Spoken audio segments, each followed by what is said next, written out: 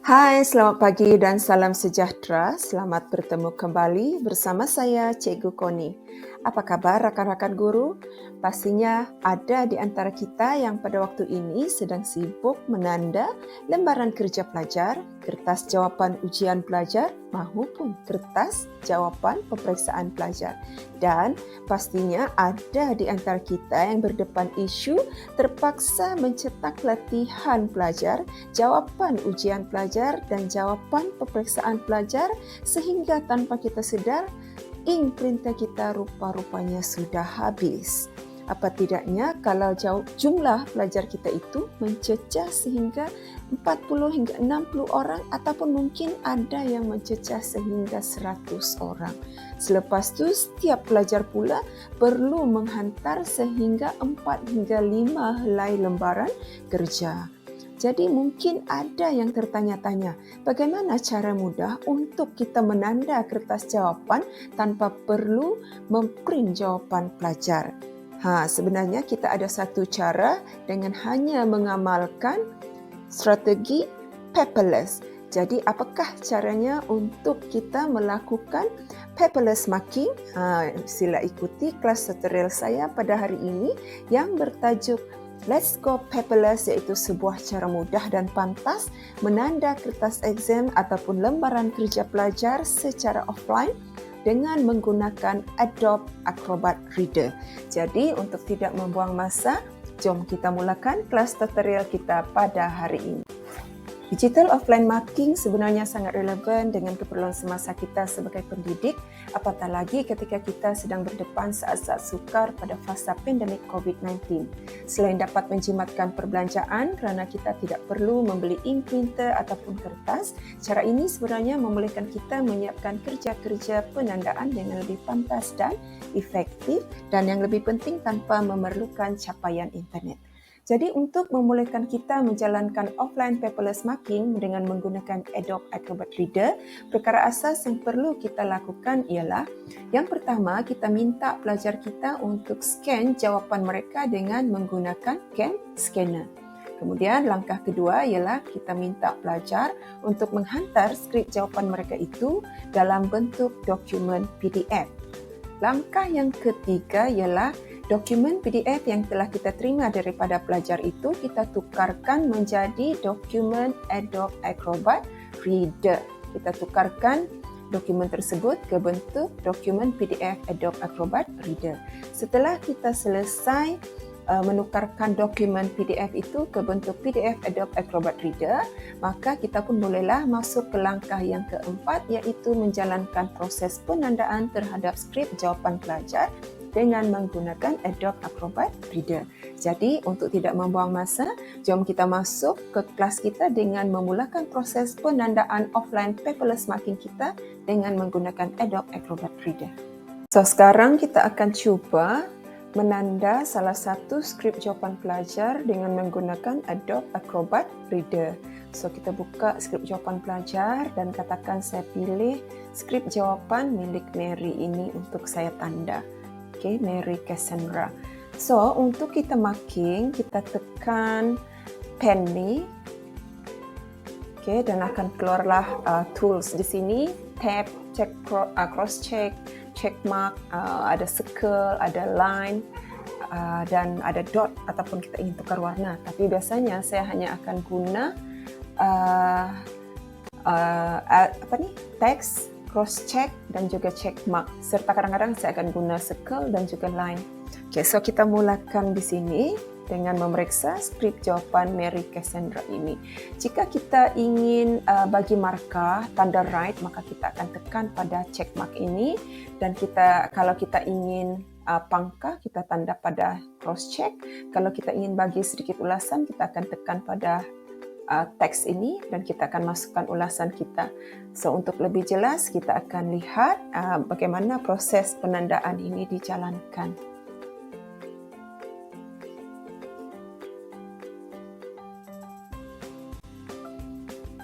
Okey, katakan kita ingin besarkan saiz tanda cross check ni, check mark ni, maka kita just drag ataupun mungkin kita boleh just tekan saiz pada sini. Alfabet A ni kita meningkat dan dia akan jadi besar. Okay? Bergantung size yang kita inginkan. Okay, kita letak, katakan di sini ialah tanda right dia, dan biasanya saya suka bagi check mark dahulu baru saya beri markah supaya saya tidak susah untuk balik-balik tanda, sebab selepas kita tanda check mark seperti ini, untuk check mark kedua kita just boleh klik terus seperti itu. Okay, tapi jika kita pada check mark ni kita ingin tambah markah, katakan kita ingin masukkan markah di sini, so kita klik, tadi itu kita klik teks ni dan kita pergi ke sudut ni, sebelah ni. Okay, keluar di situ, so kita letaklah markah, katakan 1. Okay, so kita boleh letak kedudukan yang kita rasa sesuai. Dan kalau kita sudah ambil teks tu, kita tidak boleh keluarkan ataupun paste teks tu, markah tu pada markah kedua, ayat kedua fakta pelajar tu tidak dapat, sebab kita akan perlu tekan balik teks ni dan tulis balik di sini, tulis balik. Tapi kalau untuk tanda right ni, kita just bila kita sudah sekali kita guna, katakan macam sekarang saya ingin guna, okay, seperti ini, tanda right, so boleh begitu 3 kali, terus tekan sekali saja. Okay, kita klik pada mouse dan dia akan keluar. Jadi sebab tu biasanya saya akan suka habiskan dahulu penandaan saya, iaitu check mark saya, kemudian baru saya bagi markah. Katakan ini saya tanda dulu betul. Okay, huraian pro-nya betul. Okay, huraian kontranya ni pun sudah betul, contoh ni sudah betul. Kemudian dilihat pada kesimpulan kecil, melahirkan insan yang disenangi, betul. Okay, so katakan kalau kita sudah habis perenggan 1, kita boleh terus pergi ke perenggan 2, betul. Betul, huraian pro, huraian kontra, betul. Okay, betul. Kemudian betul. Okay. Next, kita tekan saja pada mouse kita. Kita tekan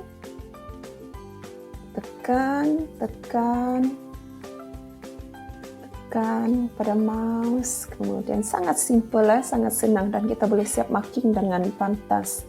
Okay, sekarang isi keempat, memuliakan golongan agama. Betul. Kita just continue. Okay, continue. Okay, ini pun betul. Betul. Okay, kemudian ini. Okay, sekarang semuanya sudah saya tanda check mark, dan saya ingin masukkan markah, so kita balik kepada teks, kita letaklah markah dia di sini. Okay, 1. Okay, sini pun kita letak 1. Sini pun letak markah. Kita letak saja markahnya. Kalau markahnya memang 1, so kita letak 1. Kalau markahnya 2, kita letak 2. Bergantung jumlah markah, ketetapan markah. So itu tadi kalau kita sudah mulakan dengan menanda tanda right dahulu pada jawapan pelajar, baru kita sambung dengan beri markah, maka kerja kita sebenarnya akan lebih mudah. Okay, kita buat secara berfokus. Kalau kita buat right dan bagi markah, maka dia akan ambil masa yang lebih panjang lah. So macam saya ni, saya suka buat dia berfokus. Saya selesaikan 1 dahulu, baru saya buat lagi yang 1. So dia akan jimatkan masa saya. Okay, kita label markah.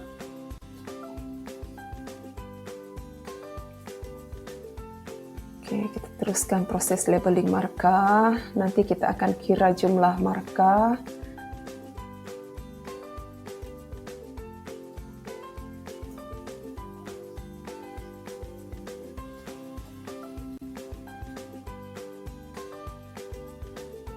Sehinggalah kita selesai bagi markah untuk setiap ayat jawapan pelajar ini. Okay, kita pastikan tiada yang tertinggal untuk kita bagi markah. Okay, pelajar ni dia baik, dia dapat beri jawapan ni dengan cemerlang, dan kalau saya lihat secara kasar, jawapan pelajar ni memang dapat markah penuh. Dia memang dapat markah penuh 25/25. Okay. Teruskan saja dulu bagi label markah. Okay, so sekarang selepas kita labelkan markah, kita kira semua jumlah markah. Saya secara kasar saya sudah nampak markah pelajar ni adalah markah penuh. So kita ingin letak catatan markah di bawah jawapan untuk bahagian ini, maka kita tekan teks ni dan kita klik di bawah ni. So keluar ruang kosong di sini untuk kita tulis, maka kita pun tulis jumlah markah dia untuk soalan bahagian A. So saya akan tulis bahagian A 25/25. Okay. So itu caranya untuk kita masukkan sedikit ulasan kita ataupun jumlah markah kita. Katakan kita ingin underline ataupun garis bahagian-bahagian tertentu dalam jawapan pelajar. Katakan kita ingin garis fakta. Okay. So apa kita buat? Kita pergi ke line ni, kita tekan dan kita letak di situ. Okay, kita garis. Kita anjak dahulu. Okay, kita garis. So dia ada garisan di situ dan kita boleh pancangkan garisan inilah. Kita boleh pancangkan, kita letak. Okay, just in case lah kalau katakan rakan-rakan ingin letak garisan tu kan, ataupun mungkin ingin letak circle, kita boleh letak di sini. Katakan kita anjak dahulu ini. Okay, kita letak. Okay. Tapi sebenarnya yang keluar dia bukan circle, dia adalah segi 4 lah, segi 4. So kita besarkan. Okay, kita besarkan dia ikut kesesuaian kita. Okay, ikut kesesuaian. Okay, so dia akan kita nampaklah di sini dengan jelas di sini dia setelah di highlightkan. So itu caranya, dan biasanya saya hanya guna teks, pangkal dan juga tanda right inilah, check mark ini, dan kadang-kadang saya guna line. So yang lain-lain ini saya tidak guna, tapi rakan-rakan boleh teroka semua ni dengan cara belajar sendirilah ya. So itu caranya untuk memudahkan kita membuat penandaan kertas lembaran kerja pelajar, ujian pelajar ataupun kertas jawapan pelajar secara offline dengan menggunakan Adobe Acrobat Reader. So selepas ni bolehlah kita teruskan dengan menanda jawapan pada bahagian lain dan juga untuk skrip-skrip jawapan yang lain. So itu saja caranya, sangat simple, sangat mudah dan sangat pantas untuk kita siapkan marking kita tanpa perlu kita bersusah payah untuk mencetak kertas jawapan pelajar ini dan menggunakan banyak budget lah dari segi penggunaan ink, printer dan juga kertas. So why not kita just go paperless, memudahkan kerja kita dan juga kita juga dapat menyumbang ke arah menjaga kelestarian alam sekitar. Setelah kita siap menanda ke semua jawapan pelajar ini, maka apa yang perlu kita buat ialah kita boleh simpan ataupun save kertas jawapan pelajar ini ke dalam file kita. Okay, so kita just tekan save. Tekan save. Okay, kita letak di mana kita mau letak jawapan pelajar ini. Jadi saya akan letak di dalam folder jawapan disemak. Okay, jawapan disemak, ada nama Mary, kita namakan, sudah ada nama Mary, just klik save. Okay, sekarang saya akan cuba buka jawapan pelajar tu dan saya cari. Okay, so dia saya simpan dalam jawapan disemak. Okay, dan di sini ada Mary, kita klik. Okay, so ini jawapan Mary, sudah disemak. Tiga jawapan. Okay, telah disemak. Dan telah ada jumlah markah. Okay, telah ada jumlah markah di situ. Dan telah selamat disimpan. Jadi itu dia cara mudah untuk kita marking secara offline, secara paperless dengan hanya menggunakan Adobe Acrobat Reader.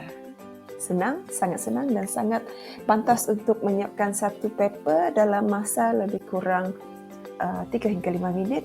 Kasihlah maksimum dalam 5 minit. Jadi, tunggu apa lagi? Kita tidak perlu bersusah payah untuk menjalankan pemarkahan dengan perlu memprint kertas jawapan pelajar dan membeli ink printer. Kalau ink habis, beli paper. Sekarang kita semua boleh lakukan secara paperless. Just go green, paperless marking.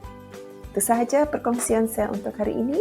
Semoga akan memberi manfaat kepada semua rakan-rakan di luar sana dan semoga kita akan berjumpa lagi di lain tutorial. Sekian, terima kasih. Bye-bye.